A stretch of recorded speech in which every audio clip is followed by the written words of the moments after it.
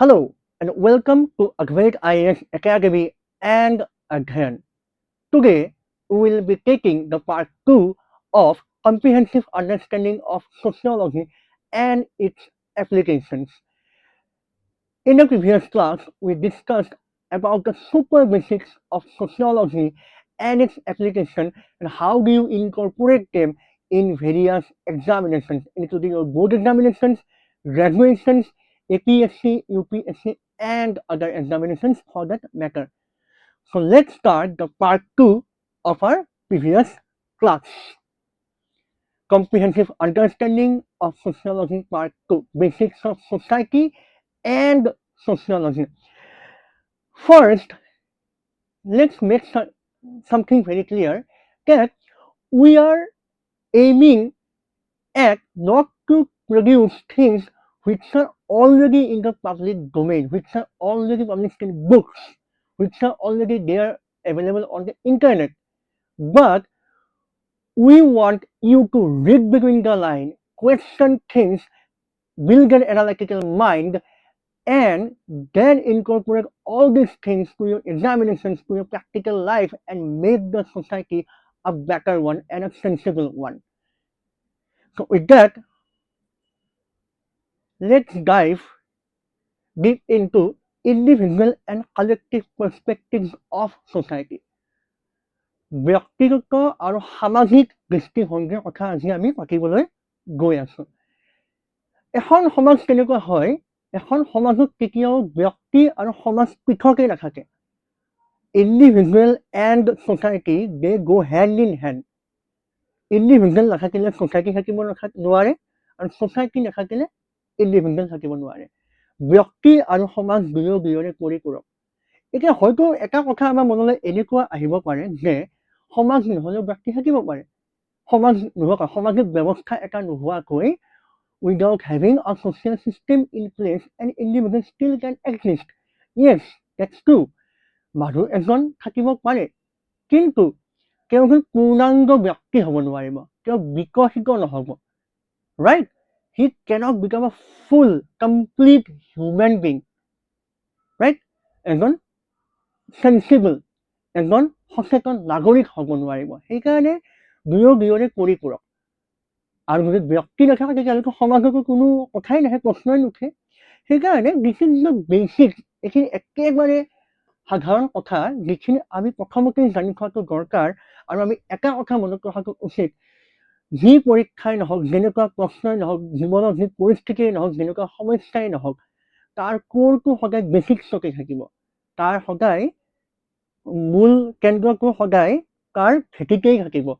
যদি আমি ভেটিটো সবল কৰি ল'ব পাৰোঁ, আমি যদি বেচিকখিনি ষ্ট্ৰং কৰি ল'ব পাৰোঁ নহয়, উই কেন টেকেল এনিথিং। বাকী প্ৰেক্টিছৰ ওপৰত কথা আহিব, টাইম মেনেজমেণ্টৰ ওপৰত কথা আহিব, সেইবোৰ পিছত আহিব, গ্ৰোগাৰ strategies. But first thing is to make our concepts clear, make the basics very clear. Basic clear নহ'লে পিছলৈ খুব অসুবিধা হয়। We have to cram the facts which we have already read. যিবিলাক আমি ক্লাছ 9, 10, 11, 12 পঢ়ি যাওঁ, সেই একেখিনি বস্তু আকৌ যেতিয়া নেক্সট নেটৰ এক্সাম দিব লাগে, APSC দিব লাগে, UPSC দিব লাগে, আমি আকৌ একেখিনিলৈ ঘূৰি যাব লাগে। So why not make this solid here itself? এতিয়াই, ৰাইট নাও আমি এতিয়াই এইবোৰ বস্তু ইমান ভালদৰে শিকি লওঁ যাতে পিছলৈ আমি আকৌ এইখিনি বস্তুলৈ ঘূৰি আহিব নালাগে। তাৰে ওপৰত যদি আমি বিল্ড কৰিব পাৰোঁ, on that foundation we can build a solid structure, correct? So see, individual and society are deeply connected. আমি সদায় জানো এইটো কথা যে সমাজ আৰু ব্যক্তি সেই দুয়োটাই পৰস্পৰ নিৰ্ভৰশীল। They are deeply connected. People's personalities and actions are influenced by family, economy, biology, and politics. মানুহৰ ব্যক্তিত্ব আৰু মানুহৰ ক্ৰিয়া, মই কেনেধৰণৰ ব্যক্তি বা মই কি কাম কৰি আছোঁ বা কিয় কৰি আছোঁ, সেই সকলোবিলাক সাধাৰণ অৰ্থত কেনেকুৱা দেখা যায়, apparently it looks like that I have certain motives, this is why I'm doing this and that, right? আমাৰ ইণ্ডিভিজুৱেল এটা ৰেচনেল মাইণ্ড এটা আছে, আমি কিবা এটা ভাবিছোঁ, সেইকাৰণে কিবা এটা কৰি আছোঁ। But that motive is always driven by social factors. মোৰ মটিভটো মই আজি পঢ়ুৱাই আছোঁ, আই এম টিচিং, মই কিয় পঢ়ুৱাই আছো, মোৰ এই মটিভটো কেনেকৈ আহিছে। It is influenced by my family, my economy, biology, and politics. আজি মই এই ৰুমটোত থিয় হৈ পঢ়াই আছো, মই অনলাইন পঢ়াই আছো, আপোনালোকে মোক মোৰ স্ক্ৰীণত আপোনালোকৰ স্ক্ৰীণত মোক দেখা পাই আছে, এই বস্তু কেনেদৰে হৈ আছে, মই কিয় ইয়াত আছো আজি। এনেকুৱা সাধাৰণ কথা কমন চেন্সিকেল নলেজে এনেকুৱা হ'ব, মোৰ ইচ্ছা গৈছে মই ইয়াত কৰি আছো, মই পঢ়ুৱাই আছো। কিন্তু যদি ভালদৰে মন কৰা যায়, মোৰ বেকগ্ৰাউণ্ডটো কেনেকুৱা, মই ক'ত পঢ়িছো, মই কি শিকিছো, মই কেনেকৈ ডাঙৰ দীঘল হৈছো, মোৰ ফেমিলি, মোৰ পৰিয়াল কেনেকুৱা, মোৰ অৰ্থনৈতিক অৱস্থা কেনেকুৱা, মই ল'ৰা নে মই ছোৱালী, ল'ৰা হ'লে মই ৰাতি 9টা বজাতো কাম কৰিব পাৰোঁনে, ছোৱালী হ'লে ৰাতি 9টা বজাতে কাম কৰিব পাৰোঁনে, বিভিন্ন প্ৰশ্ন থাকিব। আৰু these all are influence by all these things. আজি মই যিমান খোলাকৈ এটা কথা ক'ব পাৰিছো, কিয় পাৰিছো, আমি ক'ব পাৰোঁ যে এইটো আমাৰ অধিকাৰ আছে। সেই অধিকাৰটো আমাক কোনে দিছে, পলিটিক্সে দিছে। India is a democratic country, and in a democratic country like India, we have got fundamental rights, freedom of speech and expression. Nobody is above criticism. ভাৰতবৰ্ষত বাক স্বাধীনতাৰ অধিকাৰ থকাৰ বাবে কোনো সমালোচনাৰ উদ্ভৱ নহয়। আপোনালোকে আজি মোকো সমালোচনা কৰিব পাৰে বা আমি চৰকাৰখনকো সমালোচনা কৰিব পাৰোঁ, আৰু তাৰ কাৰণে we are not liable to punishment. Reasonable restrictions আছে, সেইবিলাক পলিটিৰ কথা পিছলৈ আহিব, কিন্তু আপাতত দৃষ্টিত কথাখিনি এনেকুৱা। এতিয়া যেতিয়া আমাৰ ব্যক্তিত্ব, personality and actions will always be influenced by family, economy, biology, politics and alike, তেতিয়া কি হয়, এটা কালেক্টিভ ট্ৰেট, সামূহিক কিছুমান গুণ আমাৰ মাজত জন্ম হয়। উদাহৰণস্বৰূপে আমি এটা কথা ক'ব পাৰোঁ, অসমীয়া সমাজ কেনেকুৱা, অসমীয়া সমাজ অতিথি পৰায়ণ, দুপৰীয়া আলহী সাক্ষাৎ দামোদৰ, আমি সাধাৰণতে তেনেকৈ কথা এটা কওঁ। অসমীয়া সমাজত চলে, আমি অতিথি পৰায়ণ, আমি মানুহক খুৱাই বোৱাই শুশ্ৰূষা কৰি ভাল পাওঁ। সেইটো হৈছে আমাৰ এটা কালেক্টিভ ট্ৰেট। আৰু কেনেকৈ আহিছে, it arises from shared culture and social norm.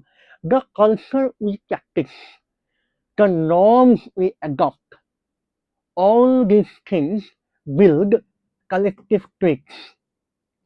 আজি মই আপোনালোকৰ সৈতে যিটো সন্মানেৰে কথা পাতি আছো, কিয় পাতি আছো, কাৰণ ভাৰতীয় সংস্কৃতি বা অসমীয়া সংস্কৃতি আমাক কি কয়, it tells us to respect elders, to respect others, right? It tells us to go gentle. আমাক শান্ত সমাহিত হৈ সকলোবোৰ বস্তু ভালদৰে জুখি বাছি চাবলৈ কিহে আমাক প্ৰভাৱিত কৰে, আমাৰ সংস্কৃতিয়ে।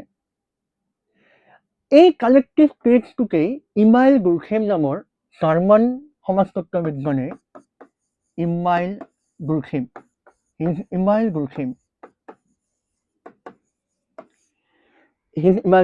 জাৰ্মান ছচিয়লজিষ্ট, তেওঁ কৈছে কালেক্টিভ কনচাৰ্নছ। কালেক্টিভ কনচাৰ্নছ মানে কি?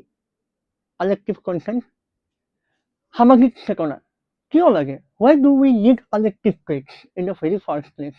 আমাক কালেক্টিভ ট্ৰেটছ এইকাৰণে লাগে টু মেইনটেইন আ বেলেঞ্চ, যাতে সমাজখন ভালদৰে চলি থাকে, সমাজখনত এটা ভাৰসাম্য ৰক্ষা হৈ থাকে।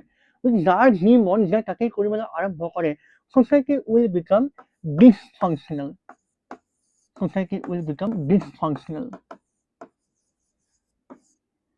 Chaos. আৰু এই কেয়ছটোকে ইমাইল বুৰখেমে এটা শব্দৰে, এটা টাৰ্মেৰে ইউজ কৰিছে, পৰিভাষা এটা ব্যৱহাৰ কৰিছে। সেই পৰিভাষাটো আমি ইয়াৰ পিছৰ শ্লাইডখনতে দেখিবলৈ পাম। ফৰ এক্সাম্পল, এই কালেক্টিভ কনচাৰ্নছ আমাৰ আহে কেনেকৈ? আমি উদাহৰণ এটা লৈছোঁ, এডুকেশ্যন, শিক্ষা ব্যৱস্থা। আমাৰ শিক্ষা ব্যৱস্থাৰ এটা আমি উদাহৰণ লৈছোঁ। Let's take an example of education system. What does education do?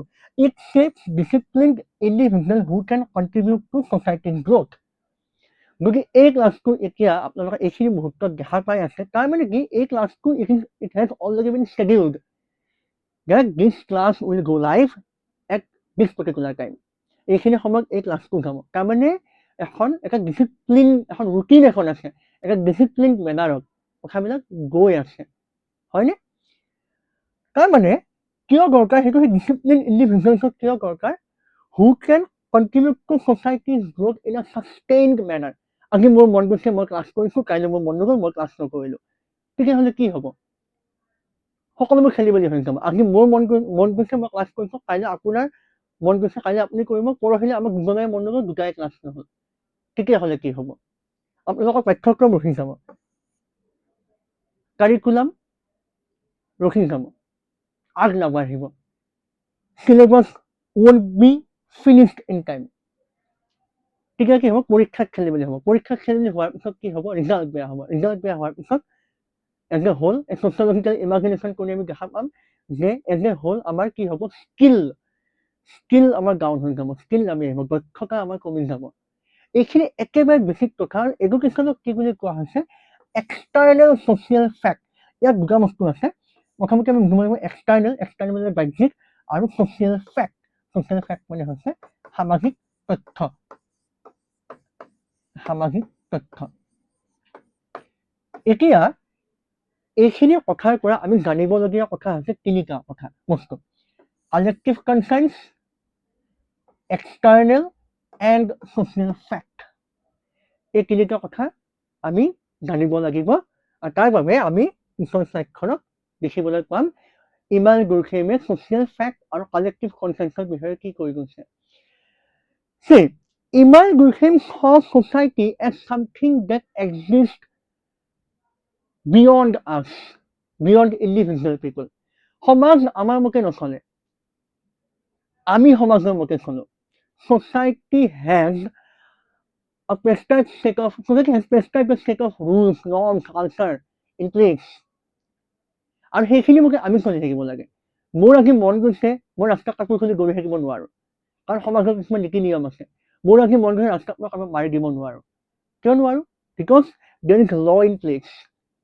সমাজে আইন প্ৰতিষ্ঠা কৰি থৈ দিছে। আপোনালোকক ক'ব যে চৰকাৰে কৰিছে, আইন প্ৰণয়ন কৰিছে, কিন্তু চৰকাৰেনো কোনে বনাইছে? চৰকাৰ আমি বনাইছো। চৰকাৰ প্ৰতিনিধিসমূহ ক'ৰ পৰা গৈছে? আমাৰ পৰা গৈছে। সেইকাৰণে সকলোবোৰ বস্তুৰ মূলতে সমাজেই আছে। দ্য বেছ ইজ ছ'চাইটি। তাৰে ওপৰত বাকীখিনি আহিছে, ইকনমি, পলিটি, জিঅ'গ্ৰাফি, এই গোটেই বস্তুবোৰ তাৰে ওপৰত আহিছে।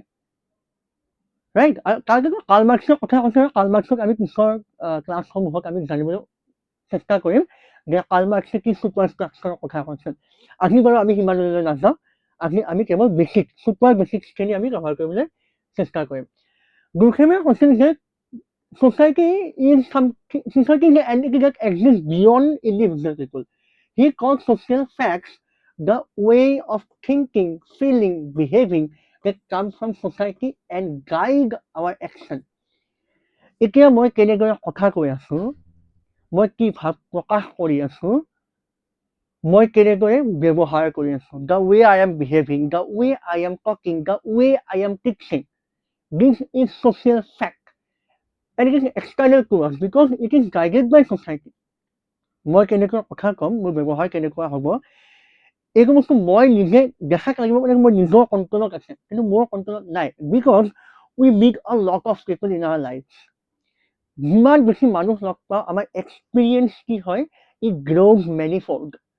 এক্সপিৰিয়েঞ্চ বহুগুণে বাঢ়ি গৈ থাকে, আৰু সেই হিচাপতে আমি নিজক মল্ড কৰি কৰি গৈ থাকোঁ। তাৰ মানে কি? ইয়াৰ অৰ্থ এইটোৱে হৈছে যে we are influenced by the society. We are influenced by other members of society.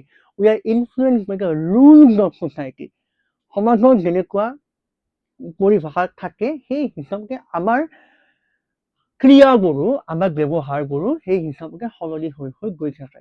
হয়তো কাৰোবাৰ উন্নতি হয়, কাৰোবাৰ অৱনতি হয়, সেইটো পিছৰ কথা, সেইবোৰ মৰেলিটিৰ কথা। আমি ইয়াত মৰেলিটিৰ কথা পাতিবলৈ যোৱা নাই। These forces are outside the individual but have a strong influence on everyone. I have already explained this. Your peers, যিসকলে মোৰ এই ক্লাছটো আজি চাই আছে, your peers, আপোনাৰ ওচৰে পাজৰে যিখিনি মানুহ আছে, আপোনাৰ সহকৰ্মী আছে, আপোনাৰ বন্ধু বান্ধৱী আছে, আপোনাৰ জ্যেষ্ঠ আছে, আপোনাৰ কনিষ্ঠ আছে, সেই সকলোবোৰ কিন্তু আপোনাৰ বাহিৰত আছে। They all exist outside. আৰু তেওঁলোকক আপুনি নিয়ন্ত্ৰণ কৰিব নোৱাৰে। তেওঁলোকক আপুনি নিয়ন্ত্ৰণ কৰিব, আপোনালোকক তেওঁলোকে নিয়ন্ত্ৰণ কৰিব নোৱাৰে। এটা কিউমুলেটিভ ইফেক্ট এটা আহি থাকিব, এটা কিউমুলেটিভ ইফেক্টে আপোনাক কণ্ট্ৰল কৰিব। যেনেকৈ আপোনাক ধৰি লৈছোঁ মই, মোক আপোনালোকে এফেক্ট কৰি আছে, you all are affecting me, your actions are affecting me. Similarly it's a symbiotic relationship. Similarly মোৰ কথাখিনি আপোনালোকৰ মনতো হয়তো এটা নতুন কুৱেশ্যন এটা আনি দিব পাৰে। হয়তো নতুনকৈ কিছুমান কথা আজি ভাবিব পাৰে ক্লাছটো শেষ হোৱাৰ পিছত, এই ভিডিঅ'টো শেষ হোৱাৰ পিছত হয়তো ভাবিব পাৰে যে এইখিনি কথা এনেকুৱা আহে নেকি। তাৰমানে কি we all are influencing each other and we exist outside. The collective conscience is the set of shared beliefs and moral values that hold society together and give people a sense of belonging. মই আগতে ক'লো যে collective কনচায়েন্স কি হয়? Why do we need collective conscience? Is individual conscience not enough? Is it not worth it? No, it's not enough because we need something that holds us together. For example, we can talk about India. India is so full of diversity, and with diversity comes a lot of complexity. And to accommodate those complexities, we need something that binds us together, that holds us together. Bharat এখন বৈচিত্ৰ্যময় দেশ আৰু বৈচিত্ৰ্যতাৰ লগে লগে আহি যায় কিমাত্ৰ প্ৰত্যাহ্বান, আৰু ইমান প্ৰত্যাহ্বানৰ মাজত ঐক্য ৰাখিবলৈ আমাক কি লাগিব? আমাক কিবা এটা মাধ্যম লাগিবই, আৰু সেই মাধ্যমটোৱে কি হৈছে? That is collective conscience. গুলছেমে সেইটো কথাকে কৈছে। For Durkheim, education plays a central role in passing down these values. এই আমি যে কৈ আছো মৰেলিটিৰ কথা কৈছো, ইউনিটিৰ কথা কৈছো, বিহেভিয়াৰৰ কথা কৈছো, গুড এণ্ড বেডৰ কথা কৈছো। Who pass on these values? Education system. আমি স্কুললৈ গৈছো, কলেজলৈ গৈছো, আমি ইয়াতে পঢ়ি আছো, আমি কি দেখা পাই আছো যে values R being pass down to generation. মই কাৰোবাৰ পৰা শিকিছো, মই যি শিক্ষকৰ পৰা শিকিছো, তেওঁলোকৰ নিজৰ শিক্ষকৰ পৰা শিকিছে, মোৰ পৰা মোৰ ছাত্ৰ ছাত্ৰীসকলে আজি শিকি আছে। এডুকেশ্যন চিষ্টেমে ডেট ইজ দ্য মিডিয়াম যিয়ে আমাক কি কৰে? ফাংচনেল কৰি ৰখাত সহায় কৰে। Helping maintain social unity and stability. সমতা, ভাৰসাম্য আৰু একতা ৰক্ষা কৰি থাকে। Uniform value. Education imparts uniform set of value, যিবোৰ ভেলু সকলোৰে কাৰণে একে হয়। যেনেকৈ মই এইমাত্ৰ কৈ আছো যে অসমীয়া সমাজ কেনেকুৱা হয়? অতিথি পৰায়ণ হয়। দে আৰ ভেৰি হস্পিটেবল। মানুহক শুশ্ৰূষা কৰি ভাল পায়, right? So' when moral ties weaken, society can fall into anomie. This is important. Anomie কি হয়? It is a state of normlessness, a condition of confusion and lack of direction. যদি আমি ক'ব পাৰো কিয় স্কুল লাগে? স্কুল নালাগে। School নাথাকিলে কি হয়? তুমি এডুকেশ্যন একো দৰকাৰ নাই, ফৰ্মেল এডুকেশ্যন নালাগে। কিন্তু তেতিয়া কি হ'ব? গুলছেমৰ মতে কি কৈছে যে যদি এনেকুৱা এটা মৰেল টাই নাথাকে, ষ্ট্ৰং মৰেল টাই এটা নাথাকে, মৰেলিটি আমাক নাথাকে, তেতিয়াহ'লে কি হৈ যাব? Society will fall into anomie. Anomie is nothing but a state of normlessness where we lose guidance, where we lose direction. It is a condition of confusion and lack of directions. I hope this is clear. এইখিনি বস্তু স্পষ্ট হ'লেহে আমি পিছৰ ফাললৈ যাব পাৰিম আৰু ইয়াৰ এপ্লিকেশ্যনখিনি আমি শিকিব পাৰিম। কাৰণ এডুকেশ্যন চিষ্টেমটো এতিয়া গুলছেমে যেনেদৰে কৈছে, সকলোৱে কিন্তু তেনেদৰে কৈ থকা নাই, সকলোৱে বেলেগ বেলেগ মতামত আছে। আৰু in the previous class I had already explained the beauty of sociology lies in the fact that it provides space for all as long as their arguments have some rationale. It gives us a vantage point of view.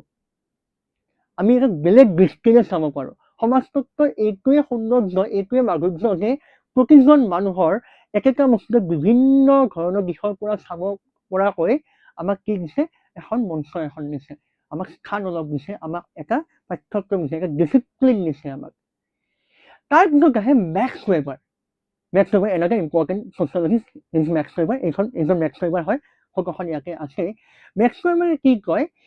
Modern life is শ্বেপড বাই ৰেচনেলাইজেশ্যন, যুক্তিযুক্ততা। খুব যুক্তিৰে আমি চলো। মই এইটো কাম কৰি আছো, মোৰ কিবা লাভ হ'ব নেকি?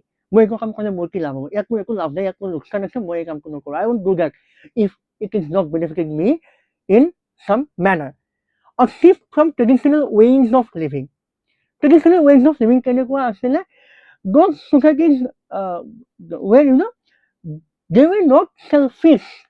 পুৰণা সমাজ ব্যৱস্থা, traditional society was not selfish. আজিৰ ছ'চাইটি কেনেকুৱা আছে? ইণ্ডিভিজুৱেলিষ্টিক। আমি চব ইণ্ডিভিজুৱেলিষ্টিক। ইয়াত মোৰ স্বাৰ্থ সিদ্ধি হৈছে, মই ইয়াত থাকিম, ইয়াত মোৰ স্বাৰ্থ সিদ্ধি হ'বৰ কাৰণে মই ইয়াত নাথাকোঁ। ইয়াত মোৰ একো লাভ হৈছে, মই একো কাম কৰিম, ইয়াত মোৰ লাভ নাই, মই সেইটো কাম নকৰোঁ। ৰাইট? আৰু এই বস্তুবিলাক কিহে আনি দিছে? এই বস্তুবিলাক কেপিটেলিজমৰ কাৰণে আহিছে। আমি ব্ৰডাৰ ছ'চিয়েল ফ্ৰেমৱৰ্কটো ভাবিব লাগিব। We have to imagine sociologically, see like Mills. যদি আপোনালোকে এইখিনি বস্তু চোৱা নাই, আগৰ ভিডিঅ'টো চাব পাৰিব, তাতে কোৱা আছে ছ'চিয়লজিকেল ইমাজিনেশ্যন সদায় চলিয়ে থাকিব লাগিব। পাৰ্চনেল ইছ্যুজবিলাক ইছ্যু কিয় হৈছে, পাৰ্চনেল প্ৰব্লেমছবিলাক, হাৰ্ডশ্বিপবিলাক, is there something social that goes behind this hardship? আমি এইটো চাব লাগিব পৰীক্ষা কৰি, right? So a shift from traditional ways of living to system based on reason, যুক্তি, efficiency, দক্ষতা and organization, সংগঠন। যে আজিকালি কেনেকুৱা হৈছে, যিকোনো এটা ইনষ্টিটিউশ্যন, যিকোনো আপুনি ক'ৰবাত চাকৰি কৰিছে, আপুনি ক'ৰবাত পঢ়ি আছে, বা আপুনি কেৱল ইয়াতে কোচিং কৰি আছে, তেতিয়াহ'লে দেখা পাব যে ইয়াত কি আছে, ৰিজন, যুক্তি আছে, কিয় পঢ়াই আছো, যে আমি APSC, UPSC, নেট, CUET, আমি এইবিলাকৰ কাৰণে প্ৰিপেয়াৰ কৰাই আছো, আপোনালোকক সাজু কৰাই আছো, আমাৰ কি যুক্তি আছে, এফিচিয়েঞ্চি আমাক লাগিব। যদি আমি ভালদৰে পঢ়াব নোৱাৰো, তেতিয়াহ'লে আমাক পঢ়াৰ যুক্তিয়ে বা কি? আৰু এই সকলোবোৰ কাম কৰিবলৈ আমাক এটা সুসংহত ব্যৱস্থা লাগিব। We need a well structured organisation in place to make things run smoothly. আজি এইটো ক্লাছ হৈছে, কাইলৈ সেইটো ক্লাছ হৈছে, কাইলৈ আজি পলিটিকেল ক্লাছ, কাইলৈ হিষ্ট্ৰী ক্লাছ, পৰহিলৈ ইকনমিক ক্লাছ, তাৰপিছত ছ'চিয়লজি ক্লাছ, তাৰপিছত case study, discussion, PYQ analysis, সেইবোৰ আমাৰ এটা কি লাগিব, অৰ্গেনাইজেশ্যন লাগিব। আৰু ৱেবাৰে তাকে কয় যে পিপল আৰ ৰেচনেল। মই যিটো কথা ক'লোঁ যে মোৰ কিবা এটা মটিভ আছে, বিকজ আই হেভ চাম ৰেচনেল। মই ইণ্ডিভিজুৱেল, মোক কোনো ইনফ্লুৱেঞ্চ কৰি থকা নাই, কিন্তু মই বাৰে বাৰে কৈ আছো যে আমিহে ভাবোঁ কেনেকৈ, that is common sensical knowledge. মই আগৰ ক্লাছটোত কৈছোঁ যে how common sense differs from sociological knowledge. Institutions like bureaucracy and schools run according to rules, hierarchy, নিয়ম, hierarchy কি হয়, সংস্কৰণ, and measurable results. Bureaucracy, যদি আপোনালোকে কাইলৈ ACS অফিচাৰ হয়, এজন IAS অফিচাৰ হয়, এজন এছিষ্টেণ্ট প্ৰফেচাৰ হয়, তেতিয়াহ'লে কি হ'ব, আপোনালোকৰ কেনেকৈ চলিব, নিয়ম, প্ৰতিটো অনুষ্ঠানৰ এটা নিয়ম আছে, আপোনালোকৰ নিয়মত চলিব। আপোনালোকৰ মাজত কি থাকিব, সংস্কৰণ থাকিব। You will have hierarchies. Not everyone will be equal. It is not possible for everyone to be equal. যদি আমি এটা সহজ এক্সাম্পল লওঁ, এখন স্কুলৰ আমি এক্সাম্পল লওঁ, স্কুলৰ এক্সাম্পল ল'লে কি হ'ব, স্কুলৰ students, how do they travel to school, commute কেনেকৈ কৰে, কমিউনিকেশ্যনৰ মিডিয়াম কি হয়, transportation, either school bus or public bus, whatever it is, for the bus to reach a point it needs the driver, and for the bus to function completely, to function flawlessly, it needs servicing. তাকে mechanics লাগিব। বাছখনে স্কুললৈহে আহিল, যদি স্কুলত কি নাই, gate keeper নাই, if it does not have আ gate keeper, তলা কোনে খুলিব? নেক্সট সময় আমি ভাবি লৈছোঁ যে ছ'চাইটি ইজ ইগালিটেৰিয়ান, সমাজ, আমি এক মুহূৰ্তৰ কাৰণে আমি ভাবি লওঁ যে সমাজখন সমান, ইয়াত কোনো শ্ৰেণী বিভাজন নাই, there is no' class division in society. আমি ভাবি লওঁ যে চব সমান, এখন স্কুলত সকলো প্ৰিন্সিপাল, গেট কোনে খুলিব তেতিয়া, ঝাৰু কোনে মাৰিব, চাফা কোনে কৰিব, কিতাপ কোনে ছপাব, প্ৰশ্ন কোনে বিলাব, চাহ পানী কোনে দিব, পঢ়ুৱাব কোনে, চলাব কোনে, কিন্তু সকলো কাম কৰিব লাগে। ইট উইল ফল ইনটু এৰবি। সেইকাৰণে কি আছে, ডিভিজন অফ লেবাৰ আছে, ভাগ কৰি থ'ব লগা হৈছে। মোৰ এইটো কাম, আপোনাৰ সেইটো কাম, আপোনাৰ কাম পঢ়া, মোৰ কাম পঢ়োৱা, মোক কোনোবাই চলাইছে, মই চলিছোঁ, ঠিক? মই যিমান আজি টকা পইচা উপাৰ্জন কৰিম, সেই টকা পইচাখিনিয়ে মই বস্তু কিনিম, বস্তু কিনি পেলাই এজন ব্যৱসায়ী চলিব। ব্যৱসায়ীসকলে পইচা খৰচ কৰিব নেকি? নকৰে। ব্যৱসায়ী আকৌ ইনভেষ্ট কৰিব, নিৱেশ কৰিব, তেনেকৈ বস্তু চলি থাকে, ঘূৰি থাকে। আৰু এই আমাৰ সকলোকে নিয়ন্ত্ৰণ কৰিবলৈ এখন চৰকাৰ আছে, ৰাজ্য চৰকাৰৰ ওপৰত আকৌ কেন্দ্ৰীয় চৰকাৰ আছে। তেনেকৈ কি আছে, হায়াৰাৰ্কি, সকলোকে হায়াৰাৰ্কি, অসমীয়াত কোৱা হয় সংস্কৰণ বুলি। তেনেকৈ কি চলে, মেক্স ৱেবাৰৰ মতে বিউৰ'ক্ৰেচি হওক বা স্কুল হওক, এই সকলোবোৰ চলে hierarchy, rules, and measurable results. He argued that people act based on their own meaning and motivation. I have already explained it. যে আমি নিজৰ motivation মতে চলি থাকোঁ। But these actions are also shaped by larger social system. The rational structure connects areas like economy, politics, education, creating an organized framework for social life. আমি আজি কিয় পঢ়াই আছোঁ, আমি আজি কিয় পঢ়ি আছোঁ, আমি পৰীক্ষাৰ কাৰণে কিয় প্ৰিপাৰেশ্যন কৰি আছোঁ, কাৰণ India is a growing economy. ইণ্ডিয়াত এতিয়াও unemployment is a serious problem and it needs to be addressed. India এখন কেনেকুৱা হয়, caste based society. we are in a pursuit of achieving more and more. আৰু কেনেকৈ আহিব? by improving our status. and how do we improve our status? আমি আমাৰ পৰিস্থিতি কেনেদৰে উন্নত কৰোঁ, পৰিস্থিতি কেনেকৈ ভাল অৱস্থালৈ নিওঁ, ভাল চাকৰি এটা কৰি ভাল এখন অনুষ্ঠানৰ মুৰব্বী হয়। ঠিক, আৰু মেক্স ৱেবাৰে সেই কথাখিনিকে কৈছে, even if it looks like that we are doing things here out of motivation, individual motivation, but these motivations are also influenced by what? The social system, larger social system. আমাৰ ইয়াত যেনেদৰে আজি আমাৰ competitive পৰীক্ষাৰ আমাৰ এটা কি আছে, এক প্ৰকাৰ উন্মাদনাই আছে। কম্পিটিটিভ পৰীক্ষা দিয়াৰ এটা যি প্ৰতিযোগিতা আছে, প্ৰতিযোগিতামূলক পৰীক্ষা দিয়াৰ এটা হাবিয়াস আছে, হয়তো ইউৰোপত নাই। আমাৰ ইয়াত যদি যিমান গ্ৰেজুৱেট আছে, হয়তো ইউৰোপত সিমান পপুলেশ্যনেই নাই। সেইকাৰণে ইকনমি পলিটিক্স আমাৰ নীতি কেনেকুৱা, চৰকাৰৰ নীতি কেনেকুৱা, চৰকাৰী চাকৰি দিয়ে, বাহিৰত হয়তো অন্তৰ্প্ৰিনাৰশ্বিপ ব্যৱসায়ৰ এটা পৰিৱেশ থাকিব পাৰে, তাতে হয়তো মানুহে চাকৰি নিবিচাৰিব পাৰে। সকলোবোৰ আমাৰ motivation, all the motivation of us are influenced by the larger social structure. Moving on, Bourdieu, মই সেইদিনাও আগৰ ক্লাছটোত আমি কৈছিলোঁ, বৰ্ডিউৰ কথা আমি পাতিছিলোঁ। Bourdieu use the term habitus. What is habitus? Habitus is a state of attitude, habits, and ways of thinking that people develop through their upbringing and experiences, social experiences. More what I have experienced in my life, in my social life, and what I have experienced in my family, this will shape my behavior. একেখিনি কথা গুলথেইম হওক বা max Weber হওক বা বৰ্ডিউ হওক, প্ৰায় একেখিনি কথাকে তেওঁলোকে এগ্ৰী কৰি আছে এতিয়ালৈকে। ঠিক, he also talked about cultural capital, which includes things like knowledge, language, skill, educational qualification. These are passed down through family, schools, helping some people succeed more easily than others and keeping social inequalities in place. More experience কেনেকুৱা হ'ব, more learnings কেনেকুৱা হ'ব, সেইটো কিহে নিৰ্ধাৰণ কৰিব? What will determine my experiences and my educational qualifications?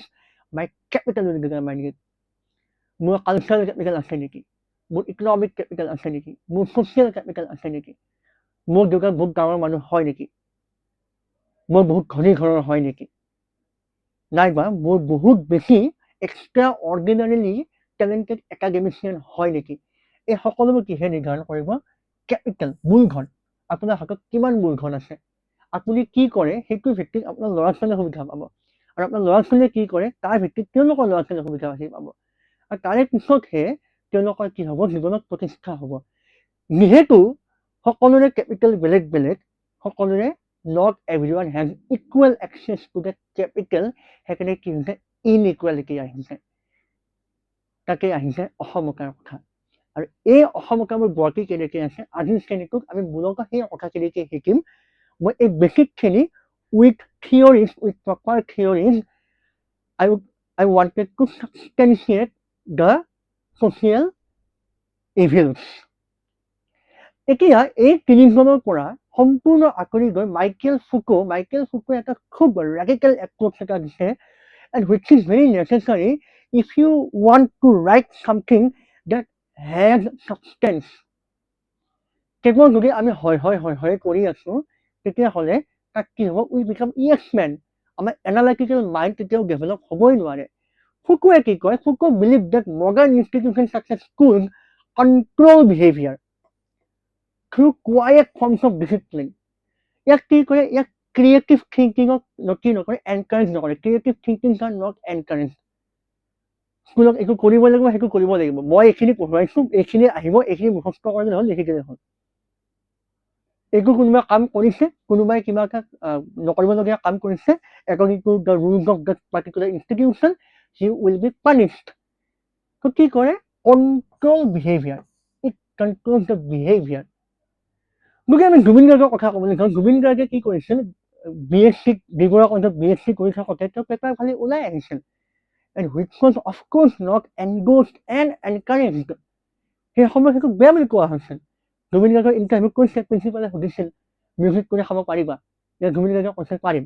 আৰু তাৰ পিছৰ বছৰে কি হ'ল, জুবিন গাৰ্গ বি বৰুৱা কলেজত গেষ্ট আছিল, গেষ্ট হিচাপে আমন্ত্ৰিত অতিথি হিচাপে আহিছিল। কি কৰা হয়, এইটো কণ্ট্ৰল বিহেভিয়াৰ।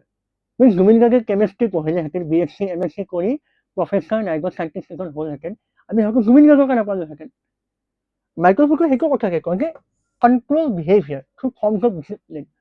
আমি জানো জুবিন গাৰ্গ কেনেকুৱা। জুবিন গাৰ্গে বৰ বেছি নীতি নিয়ম নামানে। He cannot be confined to a fixed set of rules. সেইকাৰণে কয় মই কাকো খাতেই নকৰোঁ, সকলোবোৰ কথা মুখত কৈ খুব সাহসী স্পষ্টবাদী আছিল। সাধাৰণতে আমাৰ শিক্ষা ব্যৱস্থা এইবোৰ কথা শিকোৱা নহয়। জেনেৰেলি কি কৰা হয়, মাইকেল ফুকৰ মতে কি কয়, এডুকেশ্যন চিষ্টেমে ইউনিফৰ্মিটি এণ্ড কনফৰ্মিটি আনে। Uniformity and conformity. Everyone has to do the same thing, right? And everyone has to conform to the already set of rules and customs and cultures, or anything for that matter. যদি কিবা এটা আছে আমি সেইটো confirmation দিবই লাগিব। এইটো হয় নেকি? হয় ছাৰ, এইটোৱে হয়। কিয় হয়? কাৰণ আপুনি কৈছে মই আপোনাৰ কৰ্মচাৰী, আপুনি মোৰ কি হয়, আপুনি মোৰ এমপ্লয়াৰ, মই আপোনাৰ এমপ্লয়ী। সেইকাৰণে আপোনাক সুখী কৰি ৰখাটো মোৰ দায়িত্ব। মাইকেল ফুকে সেইটো কথাই কয়, চৰকাৰক সুখী কৰি ৰখাটো দায়িত্ব। এতিয়া এইবোৰ কথা আমি কৈ থকা নাই, মাইকেল ফুকৰ এইবোৰ theory explanation. Instead of relying on force, they use observation, rules and testing to shape how people act and think. কেতিয়াও এডুকেশ্যনেল ইনষ্টিটিউশ্যনে কি নকৰে, ফ'ৰ্চ এপ্লাই নকৰে। কেতিয়াও আৰ্মিৰ নিচিনা ৰুল তেওঁলোকে নকৰে। তেওঁলোকে কি কৰিব, rather they observe students, they implement rules and they test to shape how people act and think. যদি কোনোবাই পৰীক্ষাত বেয়া কৰিছে, তেওঁ এনকাৰেজ কৰি থকা হয়। তুমি পৰীক্ষা বেয়া হৈছে, তুমি ভালদৰে পৰীক্ষা দিবা। Let's take one extra class or let's take extra care of you so that you can make better result, you can do better in your next examinations. Observe কৰিব, কোনোবাটো ভাল লাগে, কোনোবাটো বেয়া লাগে, তাৰ পৰা কি কৰিব, পিক কৰিব। যে এইজন এইটো বস্তু ভাল, পিক কৰি পেলাই তেওঁক সেইটো কামত লগাব। In this way, education is not just about learning information, it is about training individuals to fit into system of power and order in everyday life. সেইকাৰণে শিক্ষাই আমাক মাইকেল ফুকৰ মতে, একৰ্ডিং টু মাইকেল ফুকৰ, এডুকেশ্যন যিটো গুলখেমে কৈছে, গুলখেমে কি কৈছে, it passes down the values. Michael ফুকে অলপ ডিছএগ্ৰী কৰে। মাইকেল ফুকে কি কয়, অলপ ডিছএগ্ৰী এক্সেক্টলি, বাট মাইকেল ফুকে কি কয়, not only passing down of values, but it also trains people to fit into system of power and order. যিটো মই কথা ক'লো, ইউনিফৰ্মিটি এণ্ড কনফৰ্মিটি। ইয়াত বেছি ক্ৰিয়েটিভ বা আউট অফ দ্য বক্স বেছি যোৱাটো খুব বেছি এটা আমাৰ ইয়াতে এতিয়াও কি হৈ উঠা নাই, আমাৰ সমাজত খুব বেছি এটা এনকাৰেজিং বস্তু হৈ উঠা নাই, পৰিৱেশ এটা অহা এতিয়াও নাই। মই কোৱা নাই যে একেবাৰে নাই, বা মাইকেল ফুকৰ কোৱা একেবাৰে নাই, কিন্তু সকলোকে এই বস্তু কি কৰা নহয়, প্ৰশংসা কৰা নহয়। এতিয়া 2008 চনত UPSCত এইটো প্ৰশ্ন আহিছে, is an egalitarian society possible by education the masses. এতিয়া আমি যিমানখিনি থিয়ৰিষ্টৰ কথা পঢ়িলোঁ, তাৰ পৰা আমি এইটো উত্তৰ কি দিব পাৰিম, যদি আমি ছাবষ্টেঞ্চিয়েট কৰিব পাৰোঁ। Sociology so' important, even if it's new, ইমান ইম্পৰ্টেণ্ট যে it touches every aspects of society. Economy হওক, পলিটি হওক, এনভাইৰমেণ্ট হওক, সকলোবোৰ, মৰালিটি হওক, সকলোবোৰ। যদি এডুকেটিং দ্য মাছেছ ইগালিটেৰিয়ান, আমি এই মাত্ৰ কৈ আছিলোঁ, যদি সকলোকে ইগালিটেৰিয়ান কৰি দিয়া যায় পঢ়াই ফালে, ছ'চাইটি কি হ'ব, ডিছফাংচনেল হৈ যাব। কিন্তু কাৰো এটা কাউণ্টাৰ নেগেটিভ থাকিব পাৰে, ইগালিটেৰিয়ান নাথাকে, ইগালিটেৰিয়ান যদি নহয়, সমান নহয়, তেতিয়াহ'লে কি আহি যাব, আকৌ ডিছক্ৰিমিনেশ্যন আহি যাব, ইনইকুৱালিটি আহি যাব, ডিছক্ৰিমিনেশ্যন আহিব, ইনইকুৱালিটি আহিব, আকৌ সেইবোৰ পাৰ্চেছ কৰিব, আকৌ কৰাপশ্যন পাৰ্চেছ কৰিব। চ' উই হেভ টু গ' বেক এণ্ড ফৰ্থ। আমি কেৱল এটা ডাইনামিক্স পঢ়ি থাকিলেই নহ'ব, কেৱল একাধিক চাই থাকিলে নহ'ব। We have to explore multiple dynamics to write a good answer, to write a good essay and to form a strong opinion. আকৌ UPSC 2014ত essay এখন আহিছিল, are the standardized test good measure of academic ability or progress? ইয়াতো আমি ফুকুৰৰ কথা আমি আনিব পাৰোঁ, ফুকুৰৰ কথাই আমি ডিছকাছ কৰিব পাৰোঁ। যিহেতু এইটো আনচাৰ ৰাইটিঙৰ ক্লাছ নহয়, মই মাত্ৰ দেখুৱাইছোঁ যে কেনেকৈ আমি ছাবষ্টেঞ্চিয়েট কৰিব পাৰোঁ। আমি আনচাৰ ৰাইটিং ক্লাছত আৰু ভালদৰে এইবিলাক কথা আমি ডিছকাছ কৰিব পাৰিম। মই দেখুৱাইছোঁ যে এপ্লিকেশ্যন, আমাৰ আজি ক্লাছটোৱে আছিল understanding of sociology and its applications.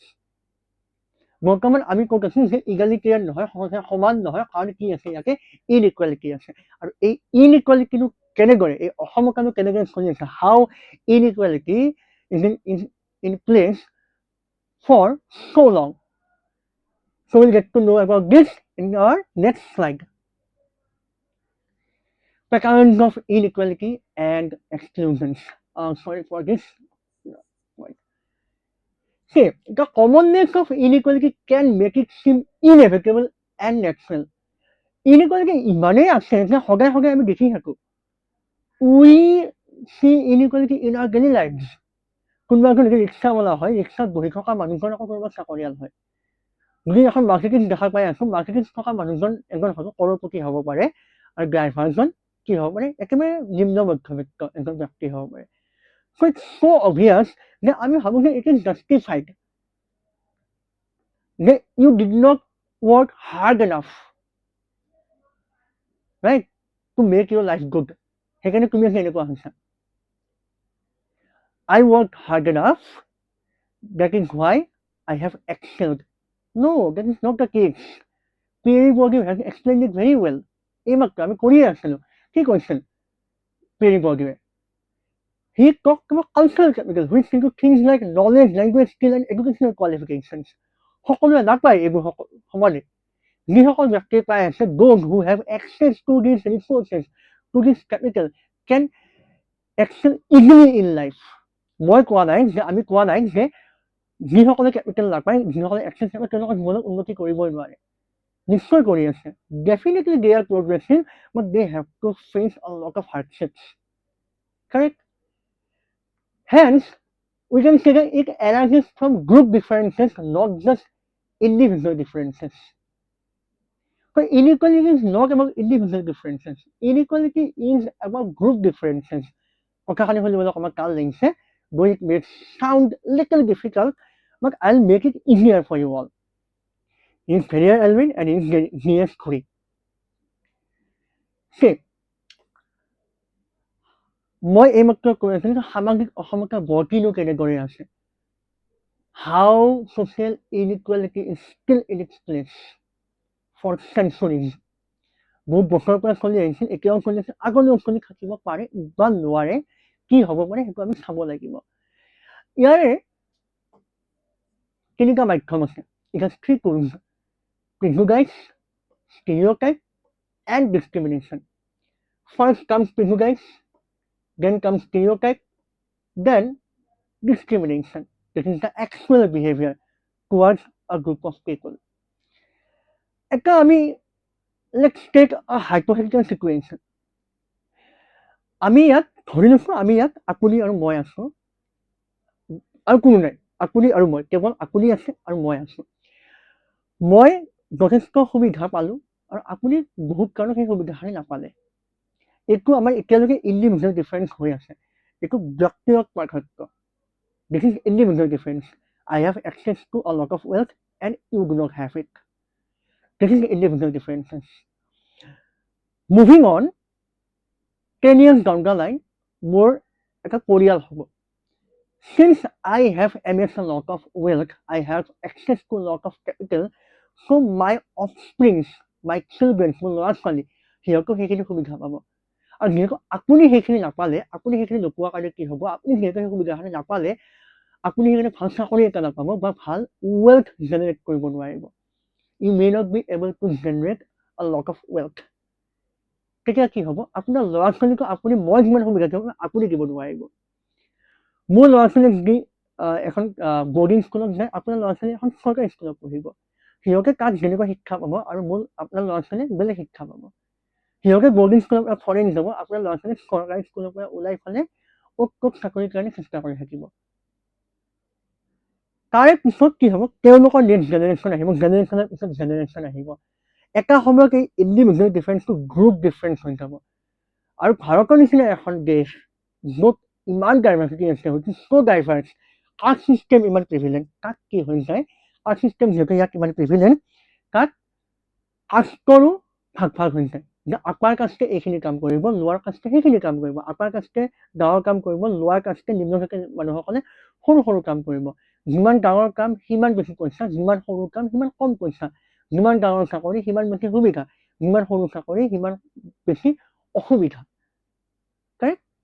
এটা সময়ত কিবা গ্ৰুপ ডিফাৰেঞ্চ আহি যাব, এই ডিফাৰেঞ্চটো গ্ৰুপ হৈ যাব তাৰমানে। তেতিয়া it not only effects individual but society at large. এতিয়া যেনেকে OBC, SC, ST, ইয়াৰ আগৰ ক্লাছটোত মই দেখুৱাইছিলোঁ আপোনালোকক যে এটা কুৱেশ্যন আহিছিলে বেকৱাৰ্ড কমিশ্যনৰ ওপৰত। বেকৱাৰ্ড কমিশ্যন বনাবই বা কিয় লগা হৈছে? ফাৰ্ষ্ট আমি এড্ৰেছ কৰি ল'ব লাগিব, আমি প্ৰতিটো বস্তুৰ ফিলচফি জনাটো বিৰাট দৰকাৰী। কিয় কিবা এটা বস্তু হ'বলৈ পাইছে, before jumping directly into the answer and directly into the conclusion, we need to first introduce the philosophy. We need to first dig into its core problem. Why it exists in the very first place. Discrimination আছে কিয় আছে, কিয় হৈছে সেইটো আমি পিছত আহিম, বা কেনেকৈ চল্ভ কৰিব লাগে সেইটো আমি পিছত আহিম, বা ভৱিষ্যত পন্থা কি হ'ব, that will come later. কিন্তু কিয় আহিছে এইখিনি বস্তু, এইখিনি বস্তুৰে কি আহিছে, এই কামখিনি কোনে কৰি থাকে, এইখিনিয়ে কৰি থাকে, প্ৰিজুডাইজ, ষ্টেৰিঅটাইপ এণ্ড ডিছক্ৰিমিনেশ্যন। ফৰ এক্সাম্পল আমি প্ৰিজুডাইজৰ কাৰণে কি ল'ব পাৰোঁ, প্ৰিজুডাইজৰ কাৰণে ধৰি লৈছোঁ ST population, ST schedule tribes, আমি জনজাতীয় লোকৰ কথা কওঁ, ট্ৰাইবেলছ।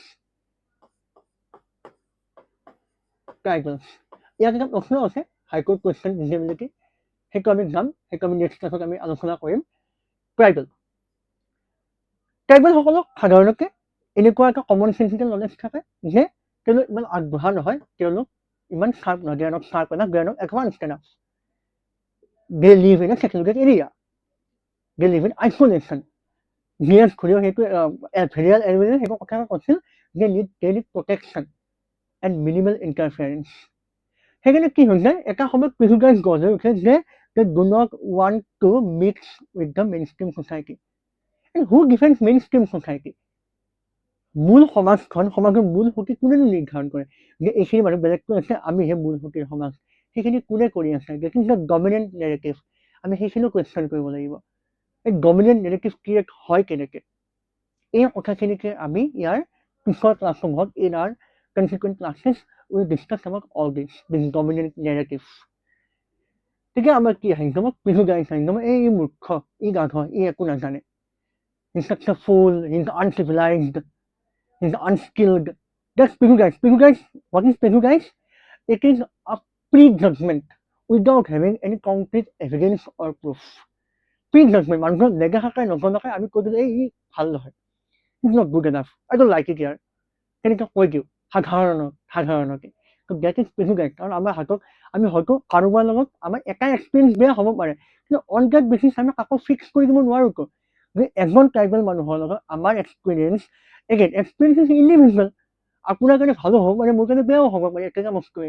গতিকে এজন ট্ৰাইবেলৰ লগত আপোনাৰ এক্সপিৰিয়েঞ্চ বেয়া হৈছে, আপোনাৰ অভিজ্ঞতা বেয়া হৈছে, if you have bitter experience with a single person, you cannot fix that entire community into a inflexible characteristics, right?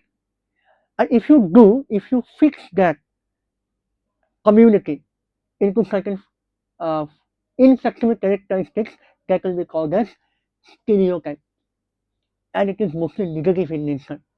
Stereotypes. India's stereotypes আটাইতকৈ বেছি কোনে ফেচ কৰে? Who faces stereotypes the most? Women, Dalits,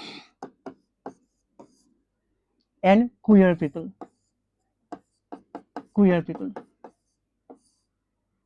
আটাইতকৈ বেছি tribals caste সেইখিনিও কৰে, কিন্তু আটাইতকৈ বেছি মহিলা। ছোৱালী হয়, দুৰ্বল হয়, নোৱাৰিব এইখিনি কাম কৰিব। ছোৱালী হয়, দুৰ্বল হয়, এইখিনি কাম কৰিব নোৱাৰিব।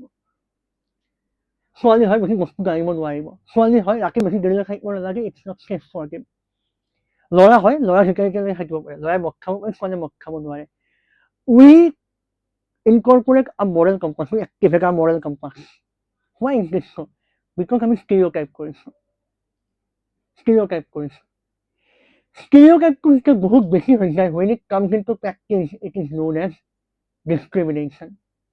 Discrimination is nothing but the actual behavior towards a certain set of people.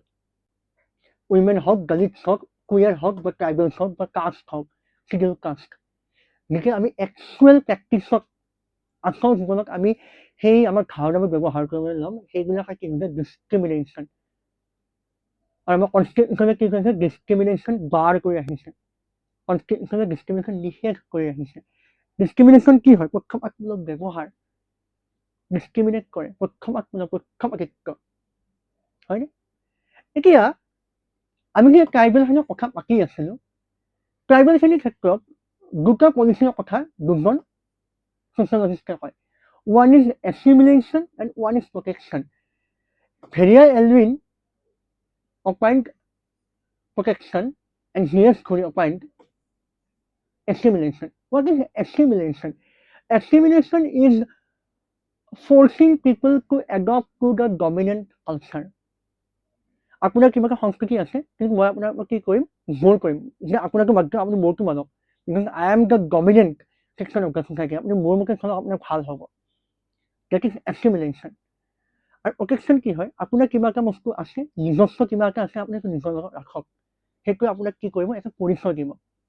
If you have something exclusive to keep it intact, that will give you an identity. ঘুৰি আৰু ভেৰিয়াৰ এলিমেণ্টৰ সেইটোৱে ডিবেট আছিল যে ভাৰতীয় ট্ৰাইব, ভাৰতীয় জনজাতিসমূহক whether Indian tribes should be assimilated or they should be protected, যে main stream system প্ৰভাৱ পৰিব দিব নালাগে। কিয় নালাগে সেই কথাটো আমি যেতিয়া আমি ইণ্ডিয়ান ছ'চিয়লজি ডিছকাছ কৰিব যাম, তেতিয়া আমি ডিছকাছ কৰিম। আজি আমি গোটেইখিনি কথা আলোচনা কৰিলে ক্লাছটো বহুত দীঘলীয়া হৈ যাব আৰু মনোযোগটো হয়তো নোহোৱা হৈ যাব। সেইকাৰণে জৱাহৰলাল নেহৰুৱে কি কৈছিল যে এটা মিডিল পাঠ থাকক, মধ্যম এটা পথ থাকক। মধ্যম পথটোক কি বুলি কয়? ইণ্টিগ্ৰেশ্যনিষ্ট পলিচি, যে teaching the individual culture to private sphere.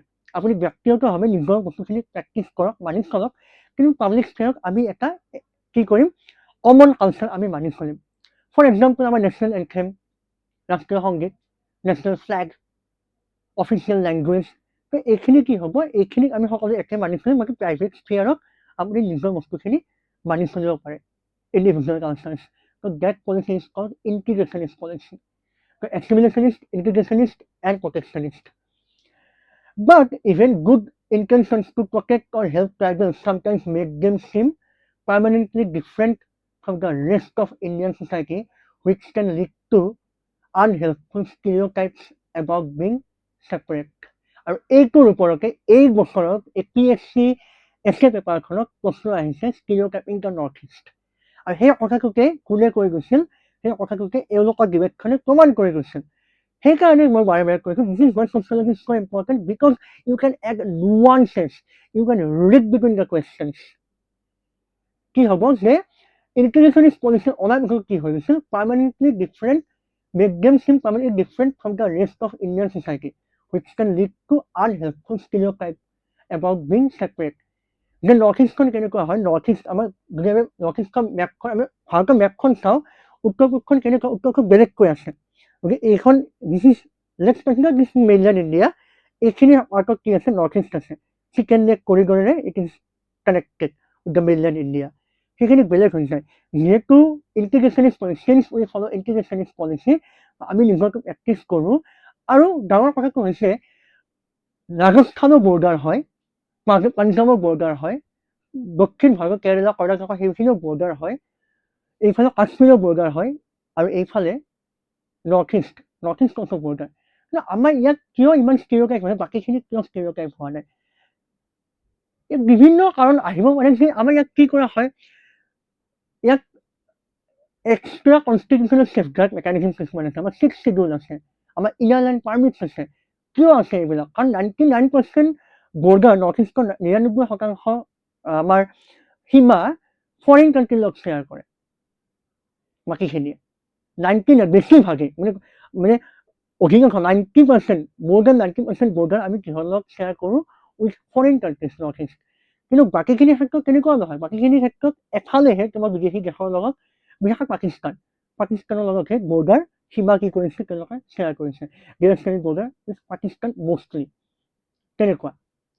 বা আমি দক্ষিণ ভাৰতৰ ফালে তাততো সাগৰেই আছে, তাতো দেশো নাই। কিন্তু আমাৰ কি হয় কেইবাখনো দেশ, ওপৰৰ ফালে চীন আছে, তলফালে ম্যানমাৰ আছে, বিভিন্ন দেশ বেলেগ বেলেগ দেশৰ লগত। আৰু সেইকাৰণে আমাক কি দিব লগা হৈছে, এক্সট্ৰা কনষ্টিটিউচনেল চেফগাৰ্ড মেকানিজমছ আমাক দিব লগা হৈছে। এতিয়া কথা হ'ল এই বস্তুটো যে নৰ্থ ইষ্ট ইমান ষ্টিৰিঅটাইপ কিয়, কেৱল আমি এইটো কথা দিয়ে আমি যুক্তি দিব নোৱাৰোঁ।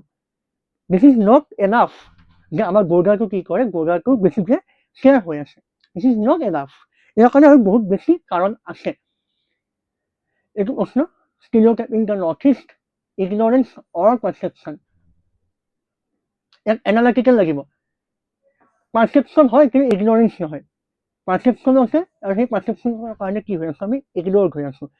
ভেৰিয়াৰ এলভিন আৰু হেৰিৰ ডিবেটটোতো সেইটোৱে কয়, জিএছ ঘড়ী ডিবেট কয়। আমি যেতিয়া আনচাৰ ৰাইটিঙৰ কাৰণে আমি যেতিয়া বেলেগকৈ আমি ক্লাছ ল'ম, when we take separate sessions for answer writing, then we can structure it in a way, then we can add these nuances to make our answer more substantial. UPSC 2015 philosophy optional. What does gender discrimination mean? Is it not a violation of equality and social justice? Discrimination already called actual behavior towards a certain set of people which are based on stereotypes. মই এইমাত্ৰ কি কৈ আছিলোঁ, I was talking about women only. আটাইতকৈ বেছি stereotype কৰি face কৰে women, Dalits and queer, তাৰপিছত tribals and caste, সেইটো প্ৰশ্ন ইয়াত আহিছে। So how relevant these things are? We can incorporate these things everywhere. UPSC হওক, APSC হওক, SA হওক, গ্ৰেজুৱেশ্যনৰ পৰীক্ষা হওক, সকলোতে পাৰোঁ। এতিয়া কথা হ'ল এই ষ্টিৰিঅটাইপটো নৰ্থ ইষ্টত ইমান বেছি কিয় আছে? Because this is colonial classification. Colonial classification ব্ৰিটিছে কৰি থৈ গৈছিল এই বছৰ, খুব বেছি ব্ৰিটিছে কৰিছিল। কিয় কৰিছিল? To rationalise subjugation and imposition of western culture. Example, they describe certain groups as lazy, uncivilised and inferior. কি কয়? এই হওক এলেহুৱা। ব্ৰিটিছবিলাকে কি কৰিছিল? ব্ৰিটিছ ইউজ টু কল আছ some Indians call us lazy, uncivilized, barbaric, and they are inferior. So we have experienced industrial revolution. We will teach you how to progress as society. ইয়াৰ পিছত দুটা মোটিভ আছিল, এটা আছিল political purpose and one was economic purpose. Political purpose কেনেকুৱা আছিল? British understood that India is a diverse country and to rule a diverse country is very difficult. So they wanted to erase complexity. And how do they do it? They did it by reducing the diversity, reducing the society into a narrow one, a broad society into a narrow society. বুজি পাইছে আপোনালোকে? যিমানে বেছি diversity থাকিব, যিমানে বিভিন্নতা থাকিব, এটা বস্তু চলাবলৈ খুব দিগদাৰ হ'ব। So' uniform set of rules, again আমি কুকুৰৰ কথা আমি টানি নিব পাৰোঁ। ইউনিফৰ্মিটি, so that আমি কনফাৰ্ম কৰি থাকোঁ to the power and order in society, so that we can conform to the British rule. সেইকাৰণে কি কৰিছিল যে ৰিডিউচ কৰি দিব, ডাইভাৰ্চিটি কমাই দিব লাগে, চবকে এটা কেটেগৰীত সোমাই দিছে। আৰু এইটো কি বুলি কয়? This is called stereotype. The Indian people are lazy, they are uncivilized, they are inferior. So that was the political purpose. And what was the economic purpose? কিহৰ কাৰণে? British they were very cunning. Economic purpose এনেকুৱা আছিল যে they used India as a market. India as a market which sourced raw materials to Britain. কাৰণ industrial revolution সেই সময়ত চলি আছিল যে সিহঁতে they convinced us that we are the drivers of progress. Right? So আমি কি কৰিম? Progress আমি আনিম because we have seen it. We know how to do it. How to civilize our population. How to grow the economy. Right? And how do we do it? By industrialization. Industrialization and westernization. And westernization.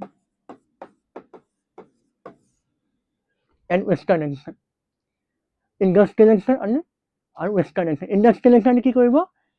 Local industry হয় তেওঁলোকে কৈ থকা নাছিল, they were flourishing their industries, British industries, Britain's industry.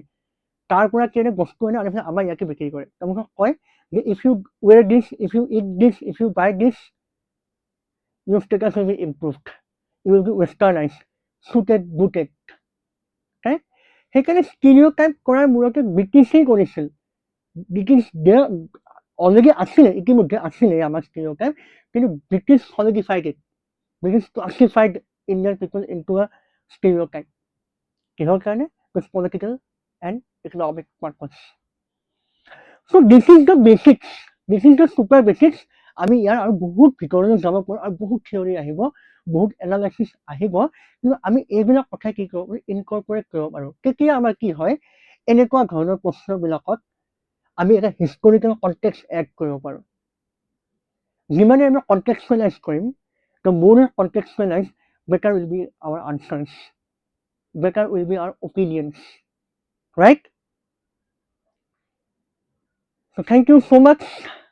If you like our classes, please consider joining our classes for CUET, NET, JRF, graduation, and APSC and UPSC. Thank you very much. Have a good day.